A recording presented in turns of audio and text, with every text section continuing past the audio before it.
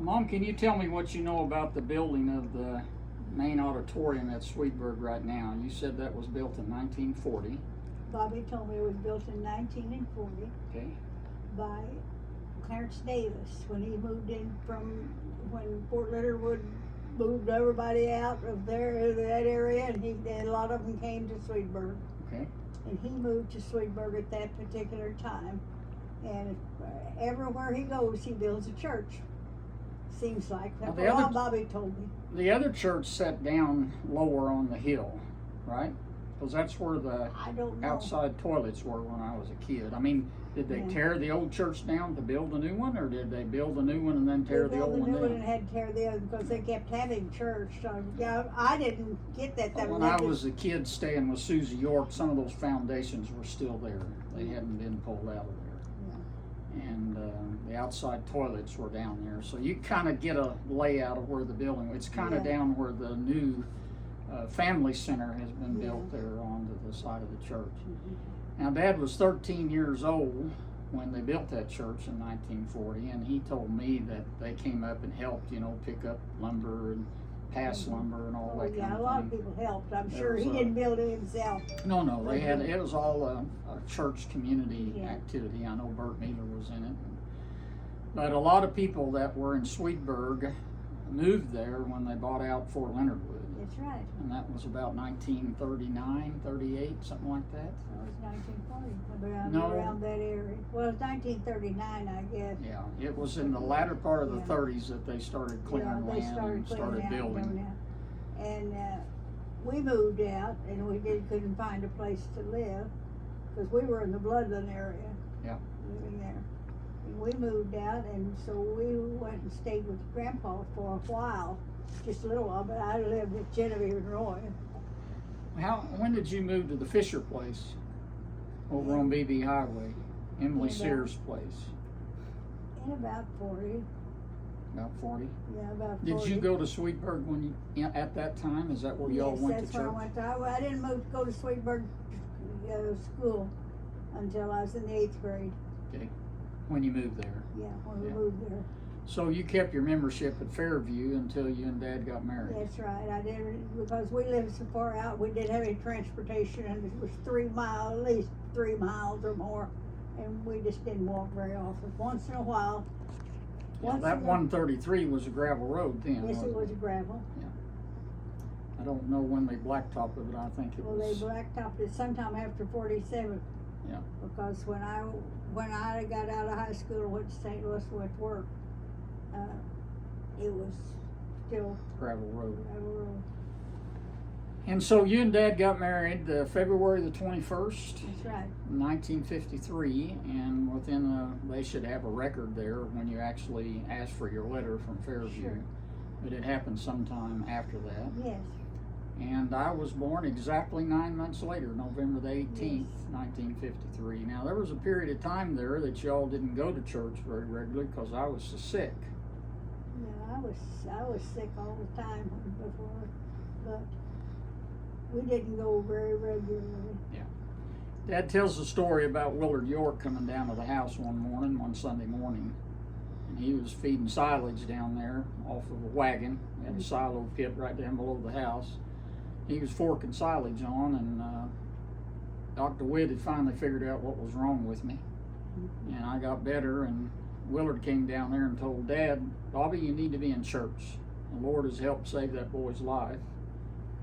And Dad said he threw his pitchfork down and walked the house and said, "Get ready, we're going to church." Is that right? That's right. That's absolutely right.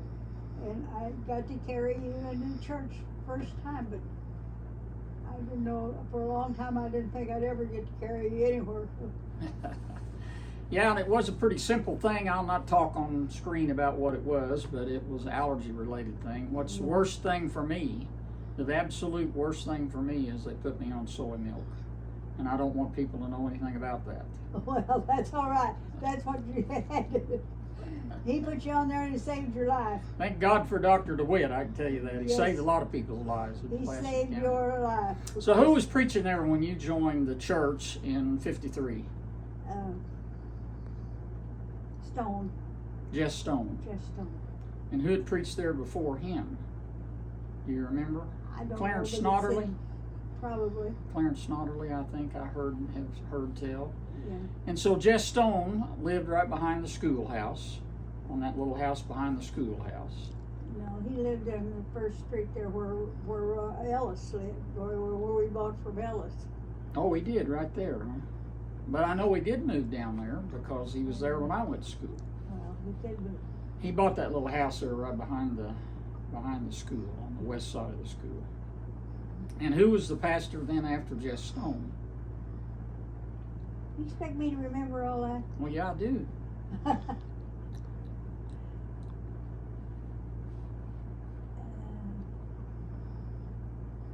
Who was the pastor right before Norman Sanders? Would it have been Jess Stone, you think? I think it was Jess Stone till Norman Sanders came. Okay. Now, I was born in '53. What year do you think Norman came there? Brother Norman came there? I don't know, but he was working at Fort Leonard. Willard York was the one that got him to come over there. In view of the He call. was such a good speaker that we just called him there. So it would have been middle 50s probably. Yeah. I know he had a 1958 Chevy vehicle, so it's probably from 56 sometime like Yeah. that. Now what I remember from the 1950s is the church being absolutely full of people. Yes. Brother Norman and Willard and Dad and the other deacons, Jim Black, all of them visited around the community. We visited around And him. there was a mini revival there in Sweetburg for about 5 years, Yeah. maybe 6 years. And I can remember that the church was so full of people that the men had to stand around the outside of the wall. Yeah. Now there was no there was no foyer. They just No. walked out the doors onto the porch. That's right. But I can remember that. Now I would have been 58, and I was born in 50. I would have been 5 years old when I started Yeah, school. 5, 6 years. But I can remember that just as plain as day, and I remember lots of people from our community, lots of young married people, people that were your age, Mhm. had their kids there, Roy and Ramona York, and just lots of people Mhm. from our community. All the kids were in church. Yeah. I've got a picture of a bunch of us standing on the steps of that church in '64 or '5 where we all got a Bible Yeah. because we completed our coursework there in Bible school. But there were a lot more people in Sweetburg then than there are now. Oh, yeah, because they were we still had the trains going through that needed water. Yeah. They were still stopping and getting water. They hadn't converted the trains yet, and still had the depot. Well, when I was in high school, sophomore, I guess, I caught the train there in Sweetburg at the depot, and we went to St. Louis to take care of Uncle Raymond's kids. Brother Wren Patterson was the telegrapher there, Mhm. wasn't he? And when Yes, they sir. closed the depot, 48, 49, something like that, he moved to Fort Leonard Wood and worked Yeah, as a they telegrapher. closed the depot somewhere after I left. And I know he was a very faithful member of the church even up until after Brenda and I They were closed the married. depot. So Brother Sanders, I think, was there probably 5 or 6 years. And we had a mini revival in Sweetburg. Who was the next pastor? I think it was Grover Wright, wasn't it? Yes, it was. And then after that, we had Brother Skelton. Yeah. And then before Brother Skelton, between Grover Wright and Brother Skelton, Priory Pruitt was our pastor there for 4 years, something like that. Yeah, he was there for quite a while. And then we had Tamara seems to remember Yeah, a lot of things about Sweetburg. yeah, she would have been about the 8th grade maybe when she was there. I know that he had left when I started school. 9 minutes. And then after that, I was trying to think how the progression of pastors went. It's not really all that important. They can look in the minutes and figure that out. But we had several pastors before Robert Gifford came. Yeah. And Robert was there several years. He married Brenda and I. He's the one that moved a trailer in right there in front of the house as a pastorate. Mhm. And then when we came back from college in '77, we bought the old car place and made it into a pastorate down there. Keith Miles was our pastor there at that time. And right before that, it was Larry Adkins. I think Larry Adkins came right after Robert Gifford. And then we had Keith Miles for a period of time. Keith Miles was when Brenda and I went to Haiti the first time. He's the one that talked us into going with him and Brother Charles Chapman. Mm-hmm. So what can you remember more back in the 50s at church? Well, we've already gone over most of it because from 53, from the time we started going again, we went in and Bob was ordained deacon when Michael was just a baby. So that would have Norman been about been there. 58, something like that. 57, 58. 58. And he and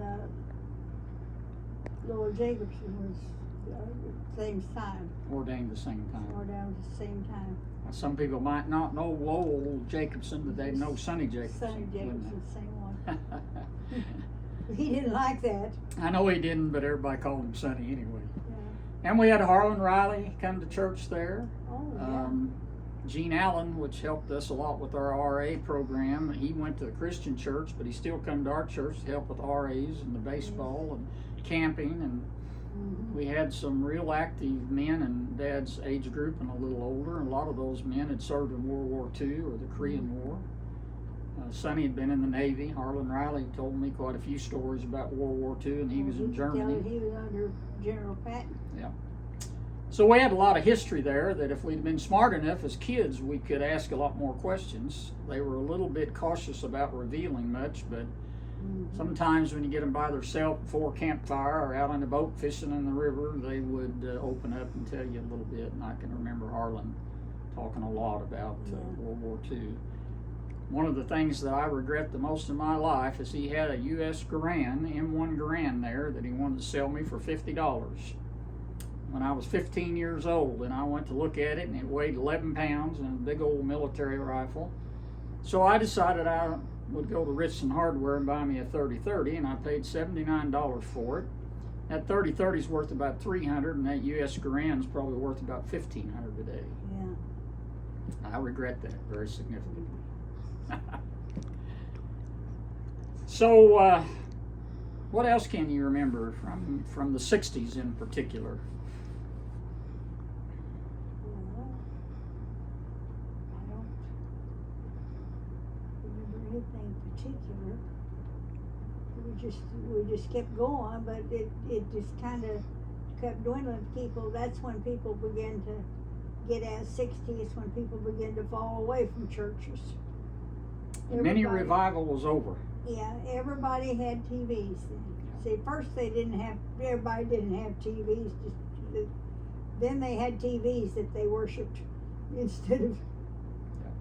And well, they had Bonanza on Sunday night, which I never got to see the program hardly. Yeah. But we were at church Sunday morning, Sunday evening, Wednesday night, our whole life. Oh, yeah. The door was open. We were there. So was Sonny and Roxanne and Doug and Scott and Merle. A lot of us went to church every time we had an opportunity to. Faithful members. Was Virgil Manus ever a pastor there at Sweetburg? Not that I'm aware of, and I don't think he ever was. She has a picture in there that he was ordained at Sweetburg, and I guess he was probably the only person that was ever ordained. Pastor that was ever ordained there. We had a lot of licensed people. And then we ordained Mark. Yeah, we ordained Mark later on. So I don't. She's got a picture of that. I don't remember if we ordained Robert Gifford or not. I can't remember. No, I think he was already ordained. And from Fairview, probably. Yeah, he's from Fairview. Well, that gives everybody a little bit of history and a little bit of knowledge about what has gone on there. You are 92 right now, almost 93. I'll be 93 in 3 months. And you started going to church there when you were 23. Is that correct? 22. 22. So that, if I got my math right, it's, what is that, Brenda? It's a long time. 60 from 90. What is that? 60 from 90. No, that's not right. 93, and she was 22 when she started going. That's 71. 71 years. That's a long time. Yes, it is. To go to one church. It is. And I would imagine I'm the oldest one there. I don't know. I don't know. Ernest Brown. I don't know what's. I don't know how old Mr. Ernest is. He'll be there, I'm sure, when they have this meeting. I think Roy York is a year younger than Roy you. York is 2 years. 2 younger. years younger. My birthday's the 6th of January, and his is 14th. Well, I can sure remember seeing them all there. In that mini revival we had, that church was full. I don't know how many people we had in there, but I know every pew was filled, and the men were standing all the way around the back and halfway up the walls. Had to be something in the range of 80 or 90 people going to church there. Oh, yeah. Well, we need to pray for us to have another revival, and we're getting close to that now. I think that church was only built to hold less than 100. Yeah. You know, the sanctuary. Yeah. But